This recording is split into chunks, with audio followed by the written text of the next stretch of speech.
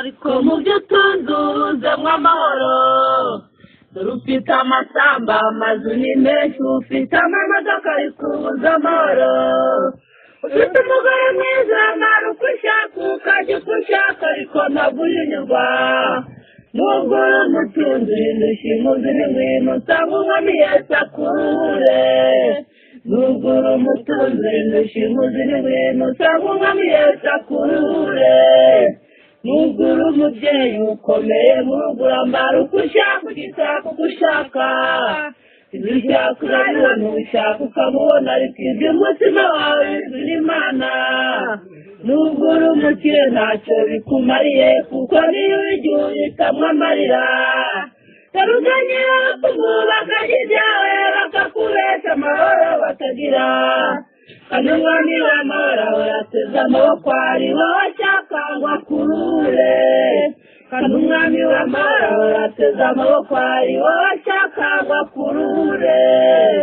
nubwo uri umutunzi ndushimuzi n'ingwino usanga umwami Yesu akurure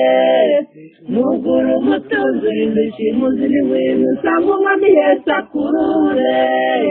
umva nawe nkubwira uhindushya imuzindi ibyaha no ku isi birakugoye dore wakoze byinshi ngo waba mwiza utazi ko Imana yakuremye neza ufata neza uzindura amahoro umusatsi wawe uhindura ubwoya ibitsike by'amaso biharuza urwenya iminwa yawe myiza ihindura danje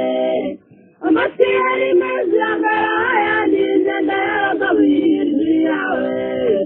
dore ubabaza nuko ugeze ibyo byose n'agahinda ariho kakugeze dore urabaza nuko ugeze ibyo byose n'agahinda ariho kakugeze nubwo uri umutunzi ndushya imuzi n'ingwino usanga umwami Yesu akurure nubwo uri umutunzi ndushya imuzi n'ingwino usanga umwami Yesu akurure umva nawe mubwira uhindushya imuzi n'ifaranga ryawe rizima maraya aho bica mu kabari niho naho yawe umushahara wawe ugemura hose wagira ngo urasaza ukabura n'izisaza ugakubita busanze ngugura umugabo gaca mu gitondo ukareba ibyo wakoze bikakurera ugapfunyika ikimwaro gaca mu gitondo ukareba ibyo wakoze bikakurera ugapfunyika ikimwaro nubwo uri umutunzi uhindushya imuzi n'ingwino usanga umwami Yesu akurure nubwo uri umutunzi uhindushya imuzi n'ingwino usanga umwami Yesu akurure